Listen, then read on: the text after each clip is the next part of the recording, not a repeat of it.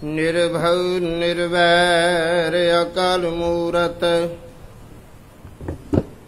अजूनी सैभं गुर प्रसाद जप। आद सच जुगाद सच है भी सच नानक हुसी भी सच। बेशुमार अथा अगंत अतुल ज्यों बुलावो त्यों नानक दास बोले। ज्यों बुलावो त्यों नानक दास बोले। हाजरा हजूर ज़हरा ज़हूर सर्ब कला प्रभुर चवर तखत छतर दे मालक धन धन साहिब श्री गुरु ग्रंथ साहिब जी दी पावन निगी गोद दा आनंद मान रहे सत्संगी प्रेमी जनों, आप जी सारे बड़भागी हो जो गुरु दरबार दी हाजरी भरदिया अपना जीवन सफला कर रहे हो। आओ पावन गुरमत विचारां दी सांझ करन तो पहला अपनी सुरत नूं एकागर चित करदिआं गुरु चरणां नाल जुड़दिआं गुरु पातशाह जी दी फतेह दी सांझ। वाहिगुरु जी का खालसा वाहिगुरु जी की फतेह। उपरांत गुरु के चरणां च बेनती की है सच्चे पातशाह नरोल गुरमत अनुसार ये पावन विचार करन दी सुनन दी सुन के समझ के जीवन अंदर ढालण दी सदबुद्धि बख्शो कि सा मत देव दयाल प्रभ जित तुम्हें आराधा। प्रभ कीजे कृपा निधान हम हर गुण गावेंगे। ते गुरमुखो अपनी लड़ीवार विचार 550 साल 550वां साल धन गुरु नानक साहिब जी की शताब्दी गुरपुरब नूं समर्पित धन गुरु नानक साहिब जी की पावन अमृत बाणी जप बाणी की विचार पिछले दीवान अंदर आपां गल सांझी कीती सी। नानक हुक्मे जे बुझे तां हुमे कहे ना कोई, और यह सच है गुरु नानक दे घर इन्हां तीन चीजां दो चीजां ते जोर दिता जांदा, एक होमे ते दूसरा हुक्म। कि गुरमुखो इन्हां दो चीजां नूं समझो कि जिन्हां नूं इह समझ आ गई ते उन्हां ने इह जान लिया ते सतगुर दी असीस हुक्म कदों समझ आउंदा इस सतगुर दे कोल जाके सतगुर दी अमृत बाणी पढ़ के अमृत बाणी विचार के ते अंदर जेड़े होमे आ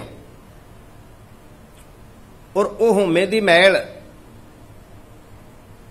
लथ दी है। हुक्म नूं बुझण दी जरूरत है।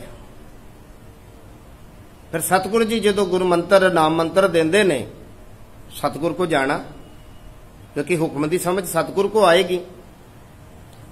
सतगुर को जाना गुरु वाले बनना ते सतगुर फिर गुर मंत्र देंदा नाम बाणी ते उन्होंने जपना ते जपदियां ये होमे दी मैल जिहड़ी सानू लगी आ ये उतर जाएगी।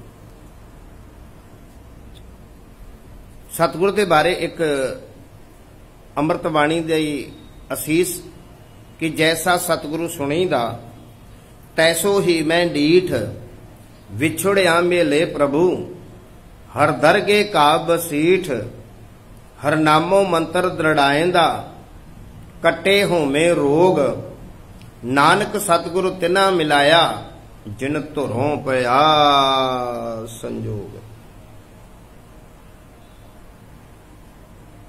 ते सो बेनती कि उस हुक्म और होमे नूं समझण वास्ते सतगुर दी शरण विच आउण दी लोड़ है। जिहड़े जिग्यासू आए और जिन्हां नूं इह समझ पई उस मालिक दे हुक्म दी, उस नाम दी, उन्हां ने फिर किवें किवें गाया है, समझ आ जाती है ना। जदों फिर क्या जाता है। दूसरी पौड़ी की आरंभता हुंदी है जिस दे विच सतगुरु बख्शिश करते ने, गावे को ताण होवे किसे ताण, गावे को दात जाने निशान। गौना गावे को ताण होवे किसे ताण, ताण ताकत, जोर, पावर, बख्शिश। हुण ओदी बख्शिश नूं, ओदे जोर नूं वेख के किवें गा रहे ने। दूजे शब्दां च गौण, जदों गावे शब्द, गावें, गावन, शब्दां दे अर्थ तां इक्को ही आ, पर प्रकरण दे हिसाब नाल इन्हां दे रूप अलग अलग आ। गौना ये नहीं कि किसी शब्द नूं संगीत दे राहीं जिवें आपां बोल के कहने आ कि गा रिहा। असल च गाउण दे अर्थ बड़े गहरे ने गुरमुखों। खास करके गाउण दे बारे धन गुरु नानक साहब जी ने बड़ा ताकीद की है। गाउणा तुसीं और परमेश्वर दे गुणां नूं गा गा के ही परमेश्वर दे दर तक पहुंचा जा सकता, पर खाली जुबान तक ही नहीं, उन्होंने गाना होर भी गहरा है, होर भी गहरा है, वो बड़ा गहरा है। गावे को ताण हुवै किसै ताण, ताण ताकत। जिसनों ये समझ आई कि परमेश्वर दी इन्नी वड्डी ताकत, जिहदा जिक्र ना ताण अगे चल के अमृत बाणी च जपजी साहब चाहेगा जोर, 33वीं पौड़ी लगभग, आखण जोर चुपे न जोर, मरण न जीवन, मरण न जोर, जीवन न जोर। इसे तरह अखीर दे विच ही गल कही कि जिस हाथ जोर कर वेखे सोए, जोर ताकत बल। जदों उस परमेश्वर रब जी की ताकत नूं जिन्हां ने तक्या वेखिया, आहा मेरा रब जी इहो जिहा, उन्होंने गाया एक तो रसना तो, ते एक गाना हुंदा कि ओदी आग्या च आउणा, ओदे मुताबिक चलना, ओदी वडियाई करनी। मैं फॉर एग्जाम्पल सामने मेरे एक उदाहरण आ रही है संसारी तौर पे। कोई भी जीव जदों किसी नाल जुड़दा आ,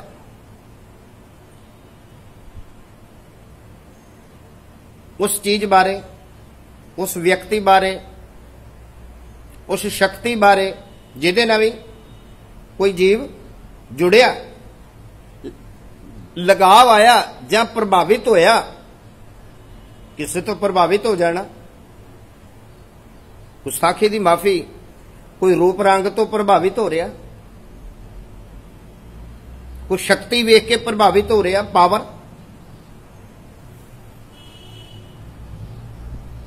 तो जिदे तो यह जीव प्रभावित हो रहा, फिर ਉਹਦੇ बारे बार बार गल करूगा कि फलानी व्यक्ति या शक्ति जिदे ने भी यह जुड़दा, ਉਹਦੇ बार बार गल करेगा जिथे किते भी, फिर ਉਹਦੇ मुताबिक चलण की कोशिश करेगा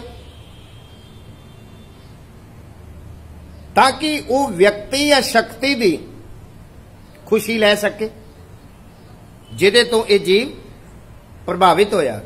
जरा नोट करियो, इस जीव जिस तो प्रभावित होंदा व्यक्ति या शक्ति,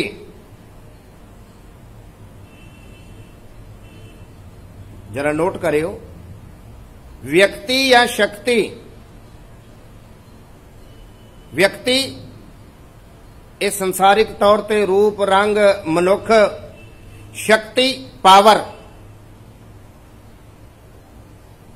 हुण वो पावर किस तरह की भी हो सकती है, गुरमुखो जरा ध्यान दिओ।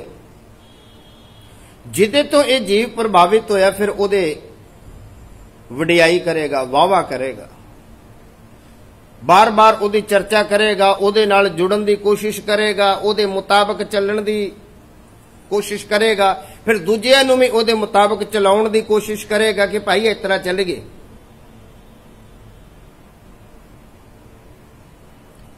और हकीकत गाउणा, उहदी रजा च आउणा, जिसनूं असीं गा रहे हैं ना, मैं फिर गल दोहरा दवां, जिस व्यक्ति या शक्ति तो ये जीव कोई भी प्रभावित होया फिर उहदे मुताबिक चलदा, उहदी रजा च चलदा, उहदे भाणे च चलदा, उहदे आखे च चलदा।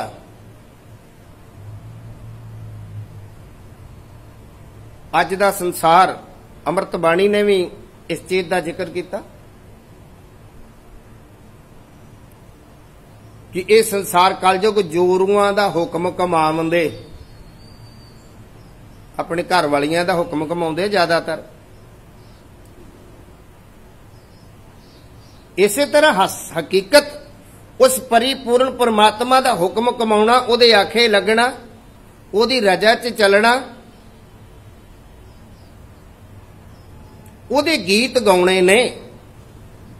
हुण जिवें कह दिए कोई व्यक्ति, जिस भी व्यक्ति तो शक्ति तो प्रभावित होया है उहदे मुताबिक चलेगा। वो वक्री गल है कि वो व्यक्ति, वो शक्ति गलत है या सही है, वो अगला विषय है, पर उहदे मुताबिक चलेगा जिहदे तो ये जीव प्रभावित हुंदा है। उहदी रजा च चलेगा, उहदे भाणे च चलेगा, उहदे आखे मुताबिक चलेगा। तो सुभाविक कई बार गलबात करदे कह दिंदा फलाना बंदा फलाने दे बड़े गीत गाउंदा। बई फलाना बंदा फलाने दे बड़े गीत गाउंदा, उहदी बड़ी उपमा करदा, गाउणा हो गया ना, उहदी रजा मुताबिक चलदा। हुण गाउण दी जदों गल आई, कायनात दी गल आई, ये गाउण दियां खास करके जिहड़ी सोदर दी पौड़ी आ, गावन तुद नूं पाउण पाणी बै संतर गावे राजा धर्म दुआरे,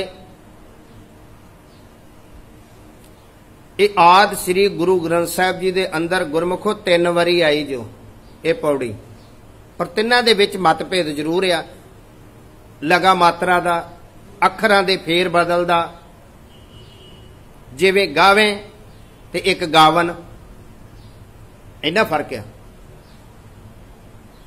जां लगा मात्रा का फर्क दिता, पर लगभग लगभग अर्थ ओही ने। ते गावन तो नूं सोदर पौड़ी जिहड़ी आ आद गुरु ग्रंथ साहिब दे विच 3 वारी आई आ, ते ओहदे नाल ही मिलदी जुलदी ये तीसरी पौड़ी दे कुछ पदे ने गाउण दे संबंधित, ओहदी रजा च चलण दे संबंधित। ते ये 3 पौड़ियां दे विच पहली पौड़ी आई है जपजी साहब के अंदर 27वीं पौड़ी के लगभग। जो आप अगे चलांगे हौली हौली, फिर सो दर के हा सो घर के हा जत बै सर्ब संभालै, वो जिक्र आवेगा सोदर वाला।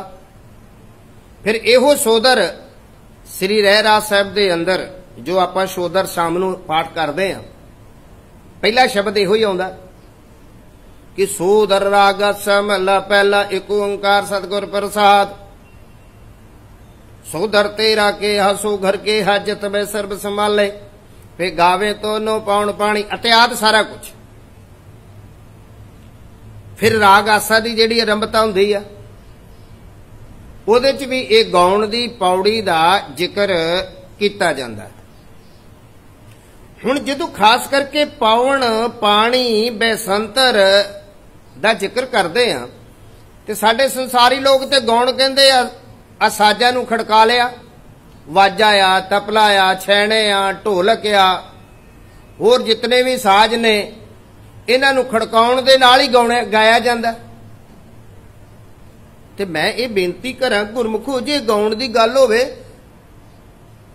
ते गावन पवन पानी बै संतर, पवन को किहड़े साज वजन दे ने, किहड़ा चिमटा ढोलकी आ, किहड़ा हारमोनीयम आ, दस्सिओ जरा।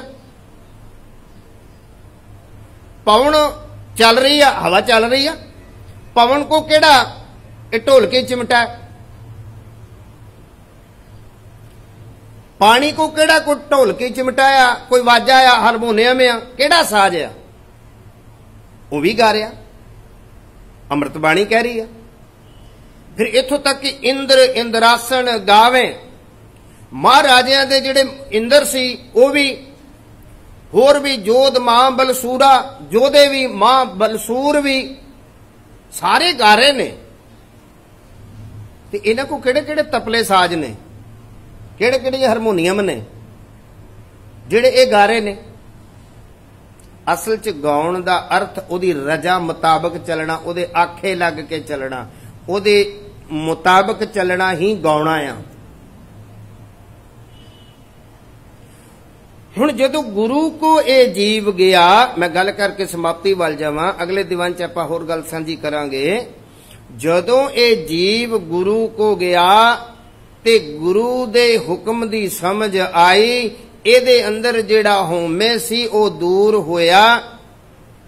पहला तो अपनी ताकत ही विखाउंदा, और सच्ची होमे की आ, अपनी ताकत दा प्रदर्शन करना ही होमे आ। मैं हैगा ना, मेरे वर्गा कौन आ, तुहानू पता नहीं मैं कौन आ। अपनी ताकत दा प्रगटावा करना इहो ही होमे आ, पल्ले कख नहीं।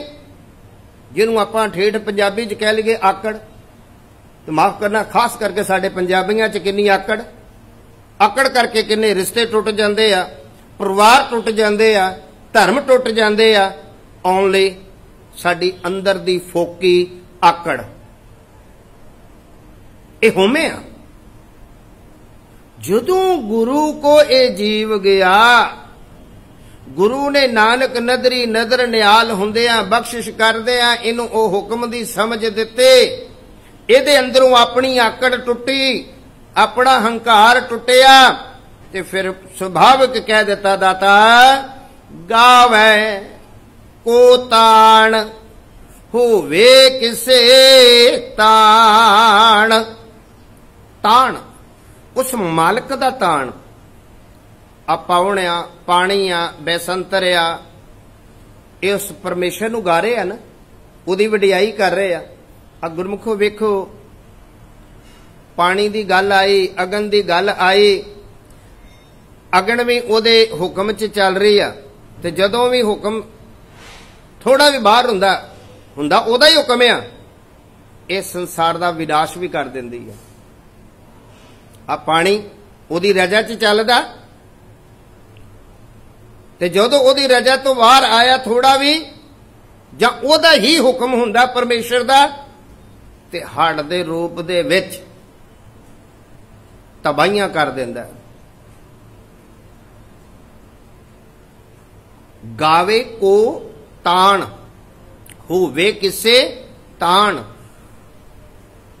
ਜਦੋਂ ਇਹ ਪਤਾ ਲੱਗਦਾ ਮੇਰੇ ਪਰਮੇਸ਼ਰ, ਮੇਰੇ ਸ਼ਕਤੀ, ਮੇਰੇ ਦਾਤੇ ਦੀ ਇਤਨਾ ਤਾਣ ਹੈ, ਜਿਹਨੂੰ ਇੰਨਾ ਕੁਝ ਗਾ ਰਿਹਾ, ਉਹਦੀ ਰਜਾ 'ਚ ਚੱਲ ਰਿਹਾ, ਉਹ ਮਨੁੱਖ, ਉਹ ਭਾਈ ਤੂੰ ਵੀ ਚੱਲ। ਗਾਵੇ ਕੋ ਤਾਣ, ਹੋਵੇ ਕਿਸੇ ਤਾਣ।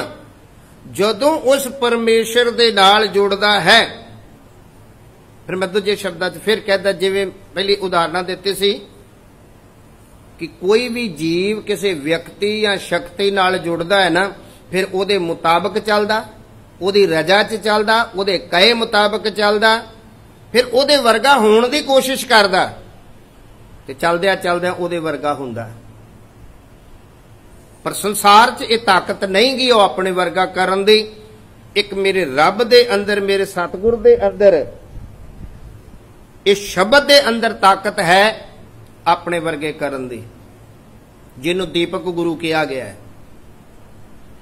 ਤੇ ਫਿਰ ਉਸ ਨੂੰ ਗਾਇਆ ਜਿਨ੍ਹਾਂ ਨੇ, ਗਾਵੇ ਕੋ ਤਾਣ, ਉਹਦੀ ਤਾਕਤ ਨੂੰ ਜਿਨ੍ਹਾਂ ਨੇ ਗਾਇਆ, ਵਾਹ ਵਾਹ ਕੀਤੀ ਕਿ ਵਾਹ ਵਾਹ, ਉਹਦੀ ਤਾਕਤ ਨੂੰ ਸਲਾਮ ਕੀਤੀ, ਨਮੋ ਕੀਤੀ। ਹੋਵੇ ਕਿਸੇ ਤਾਨ, ਉਹਨਾਂ ਕੋ ਉਹ ਤਾਕਤ ਆ ਗਈ। ਬੋਲੋ ਸਤਨਾਮ ਵਾਹਿਗੁਰੂ। यानी कि एक दिन गुरु नानक दे घर सिख बन के आया, आप गुरु बन बैठा बाबा लैना। गुरु अंगद साहब जी सिख बन के आया सी ना, ते गुरु नानक दे दर ते आया, गुरु नानक नूं गाया, ओदी ताकत नूं, ओदी रजा मुताबक चलिया। आप अंग से लगा के अंगद कर देता। गुरमुखो विचार ते बहुत लंबेरी आ, आप इथों ही कल दे दीवाना च, अगले दीवाना च गल सांझी करांगे कि बाबे नानक नूं किवें किवें गाया। ते वेखो बाबा लैना फिर आप दूसरा पातशाह बन के बैठ गए, गुरु नानक दा स्वरूप गौना, उहदी रजा च चले, ਉਹਦੇ ਭਾਣੇ 'ਚ ਚੱਲੇ। ਤੇ ਸੋ ਬੇਨਤੀ, ਆਪਾਂ ਜਪਜੀ ਪੜ੍ਹਨ ਵਾਲੇ ਹੋ, ਜਪਜੀ ਦੀ ਵਿਚਾਰ ਕਰਨ ਵਾਲੇ ਹੋ, ਧੰਨ ਗੁਰੂ ਨਾਨਕ ਸਾਹਿਬ ਦੇ ਚਰਨਾਂ 'ਚ ਬੇਨਤੀ ਕਰੀਏ, ਦਾਤਿਆ ਸਾਨੂੰ ਵੀ ਇਹ ਤਾਕਤ ਦੇ ਦੇ, ਸਾਨੂੰ ਵੀ ਇਹ ਮੱਤ ਦੇ ਦੇ, ਅਸੀਂ ਵੀ ਤੇਰੀ ਰਜਾ ਮੁਤਾਬਕ ਤੁਰ ਸਕੀਏ, ਤੇਰੇ ਆਖੇ ਲੱਗ ਜਾਈਏ ਤੇ ਤੈਨੂੰ ਗਾ ਲਈਏ। ਕਿਤੇ ਸਾਡੇ ਜੀਵਨ 'ਚ ਵੀ ਕਿਤੇ ਐਸਾ ਗਾਉਣਾ ਬਣ ਆਵੇ। ਤੇ ਵਿਸਰ ਨਾਹੀਂ ਦਾਤਾਰ ਆਪਣਾ ਨਾਮ ਦੇਹੋ, गुण गावां दिन रात नानक चाओ एव। तेरे गुणा नूं गाउंदा रवां, तेरे गुणा नूं अंदर